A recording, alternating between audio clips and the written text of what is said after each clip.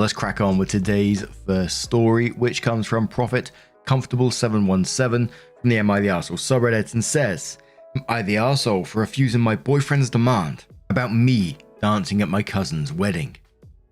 I 24 female and from an Indian/Bangladeshi background. My boyfriend 26 male is white. Though he has grown up in a more conservative way, he is still very chill about culture and tries to blend into it. We've been together for 3 years. My cousin is getting married next week. Since it's a daisy wedding, you can understand the planning has been going on for like a year, and the functions last for days. So we have this function called Halud, where we apply a turmeric mask on the bride, and there is also singing and dancing. For context, you can Google Haldi, it is the same concept. My cousin's Halud function would be as big as her wedding, and each member is requested to perform a dance number. I have 3 dances ready for the function. One is my solo, another is a group dance, and the last one will be a couple's dance like they do in Bollywood. My boyfriend knows this and he has no issue with it. He's been to Indian weddings before, so he knows the deal. His issue is with the couple's dance. He doesn't want me to perform it. The couple's dance isn't very intimate. It's just a boy paired up with another girl and they do dance steps together. I was paired up with a relative of mine. He's my mum's cousin's son. To be honest, I still have no idea how we are related, but we are. I asked him what the problem is and he told me he doesn't want me to dance with a random guy because it makes him look bad. And since I am committed to him, it would be like cheating. I am a bit confused. He didn't have a problem until now. The dance rehearsals have been going on for 2 months. He has been to every rehearsal. I told him fine, I will see what I can do because I do not want to upset him. Now he is saying I shouldn't be dancing at all. His reasons were that it seems inappropriate. No female member in his family ever danced at a wedding where they are the center of attention. And since I will be on stage, people will be looking at me. He doesn't want that. I tried my best to explain to him that this is part of my culture. I'm not going to drop my culture just because he is uncomfortable. We had a fight and he is not talking to me. He most probably won't come to the wedding as well. Am I the arsehole? Because I never wanted to do things that would hurt him. I'm just trying to understand his perspective. Edit. Just to remove confusion, my boyfriend was asked if he wants to be part in the couple's dance. He agreed first, but after 2 days, he said the steps were complicated, so we replaced him. And the song was not very intimate either. It was not sensual like salsa or twerking. This is the song and dance, and OP shared a link. And it's a song from a film that's called Ye Jivani Hai Divani, and it was shared from a channel called T-Series, so if you want to look that up, you can certainly find it there. But the song is an absolute tune. I want to go running right now. It's got me proper hyped up. And for me, this is just a red flag of controlling behavior. We see a lot of insecurity on the channel, and I always sort of think, what is going through their mind? They're trying to stop you to do this cultural tradition with a family member. And if you was, I'm not saying that you should or anything like that, but if you was to pull out of it, people are going to ask questions about why. And surely anyone who's outside of this can see, that is not normal behavior, and they're going to question that further. It's not going to reflect well on him anyway. But Advertising Free says your boyfriend is either insecure, jealous of the attention you get on stage, or both. This is controlling behavior no matter how you want to explain it away. Not the arsehole, you should have fun at the wedding and dump the boyfriend. This won't be the last time he tries to stop you from doing things you enjoy. Trust that. Gullible Mind replies to that and says totally agreed. He doesn't want people looking at her. Absolute red flag that he thinks her dance and tradition wedding dances among family and friends will reflect badly on him. He's an arsehole, acting like a spoiled brat who doesn't want to share his toys. You're not doing something to hurt him by participating in your cultural wedding ceremonies and dancing. He's hurting you by making it sound like his feelings and caring only about how he looks to other people. Put it this way, how will him controlling you at this level make him look to your family and friends? Is this acceptable if he were also Indian? This is a performance for the couple, not you clubbing with other dudes on a weekend while you leave your boyfriend at home. Sorry, Destiny's Child. Top Bit says you'll probably have a better time if his jealous, judgmental ass stays home. Please don't worry about upsetting him. People like him love to get upset. It helps them control people, like you second guessing your dance. Go and have a blast, I'm sure you will look beautiful, and turn your phone off for those days, so he can't annoy you. Resurrection Scary says your boyfriend is attempting to see if he can get away with controlling you. He's attempting to see if he can make you give up something important to you and your family to pick him over your family as a means of determining how much he will be able to exert control and dominance over you in the future. Tell him to fuck off, or your future will be terrible. And one more comment, which is a reply to that comment from Scrapple Sandwiches, who says, this is exactly correct. He can convince her to pick his irrational demands over her family. There'll be no end to the controlling demands. Plus, he gets to isolate her from her family at the same time. Next up, in the abuser playbook, she can't hang out with friends without him. Maybe a tracker on her car, telling her how to dress. These people never stop with one demand. So OP gives us an update after the wedding and says, okay, I'm done with the wedding stuff. Me and my boyfriend haven't contacted each other during the ceremony. I just told him via message that I already promised my cousin about the dance. I cannot step down because the functions are near. I told him I will talk to him once the wedding is done. I get no messages from him. I kept checking my phone. We had fights and disputes, but we always text each other to let the other know we are fine. I was worried a lot. I called one of his friends and they told me he is fine and doesn't want to talk. So I thought he must be mad at me. I became busy with the dance and wedding. Yes, I did perform the dance. No, I do not have the recordings with me now. I will get the official video after a month. Also, in case anyone is asking, I won't upload it because I don't want to give out my identity along with my cousins. So after the dance, I messaged him and he didn't reply. Something was off. I want to message him on another social media account in case I get him to talk to me. But there I saw he was tagged in a post by his friends that they are at a strip club. There was a video of him getting a dance from a stripper and licking alcohol off her boobs. I was disgusted. There were multiple stories from them of my boyfriend taking lap dances and other nasty stuff. I tried to enjoy the rest of the ceremony, but I was upset. He finally called me the next morning and we had a fight over the phone, which my cousins heard. Basically, he was angry with me and wanted to teach me a lesson to show that what I was doing was similar to him getting a dance from a stripper. I called him a sick man and broke up with him. I'm fine. The wedding kept me distracted. I had fun and looked nice in my hagracholi. My cousins were petty since they were still friends with my ex on social media. They were tagging him in every picture that includes me, especially the ones that are not single pictures of mine. He blocked all of them. Thanks Reddit for making me see that he was not worth it. I will be fine. I'm going to stuff my face with the leftover wedding food for the rest of the week. Now, first off, I think I should apologize for my pronunciations in that story. I did try my best. I did try researching them, but I really struggled to find a good pronunciation of that. Agracholi? I'm so sorry about that. But what a bullet dodged in this situation. What a bizarre thing to do. You know, I'm going to teach her a lesson by going to a strip club. And comparing it to what you did. That's just a huge bullet dodged, isn't it really? This dude is 26 years old, and I just feel sorry for the next person he meets and gets with. If that's his attitude towards things, it's pretty scary, I think. But what do you guys make of this situation? Let me know your thoughts down in the comments below. Let's move on to another story. Now, our next story comes from the Am I the Arsehole subreddit. Instantly, the title, you're going to go, no, you're not the arsehole. But I just want to see how the people are going to react within the story. So it's from Scared Weakness 6250, who says, am I the arsehole for jumping out of the way when my niece and nephew tried to push me into a pool, resulting in them falling in? Happened today. My folks decided to host a barbecue because I guess that's what older people do. I declined because I really don't like my two sisters, their husbands or their kids. Wife and I are child free. Mum then pressured the wife. Long story short, we went. By the time we arrived, there were about 20 people there. My sisters and their husbands were already solidly buzzed, drunk really. My mum was spending 100% of her time trying to keep the nieces and nephews, ages 7 to 11, more or less under control. My dad had strategically retreated to the whirlpool part of the pool with a small cooler full of beers.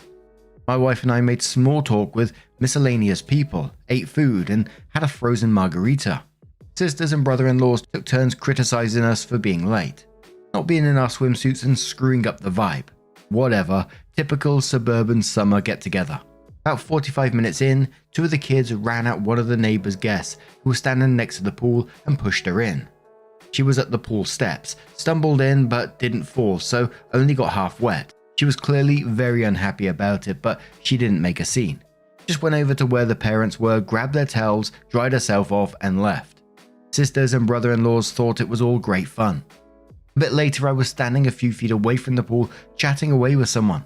I saw 3 of the kids running full tilt at me from the corner of my eye.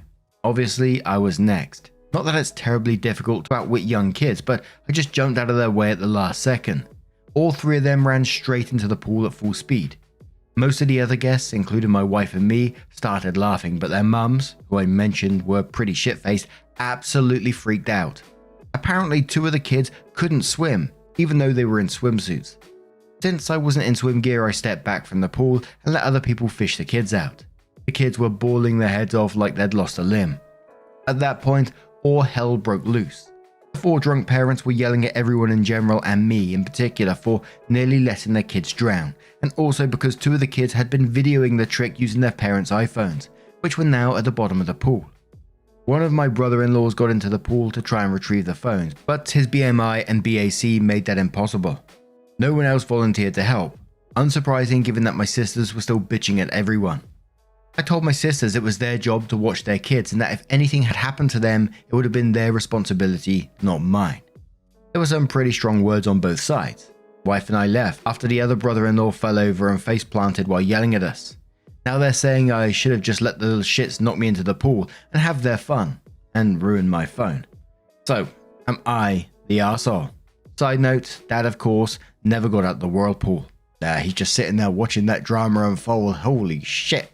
Now I couldn't imagine, I'm just trying to picture my nieces or nephews running around terrorizing random neighbors at a pool trying to push them in. Imagine if that neighbor got hurt, what would have happened then? And for the parents to just allow this to go on, I would have been mortified if I saw like my nephews or nieces doing something similar to this. In fact, they just wouldn't because they've been raised correctly. And always a part of me in these situations always thinks, you know, those kids, they're going to grow up with these kind of attitudes. And like OP said, I think it's just the parents' responsibility in this situation. But Pokemon No More says not the arsehole. This is fuck around and find out. If the parents' phones got ruined in the process, that's on them for not controlling their little hellions. I can see why you avoid family get-togethers. Hopefully next time your wife won't allow herself to be guilted into making you go. OP says, that's probably the one positive thing that will come out of this.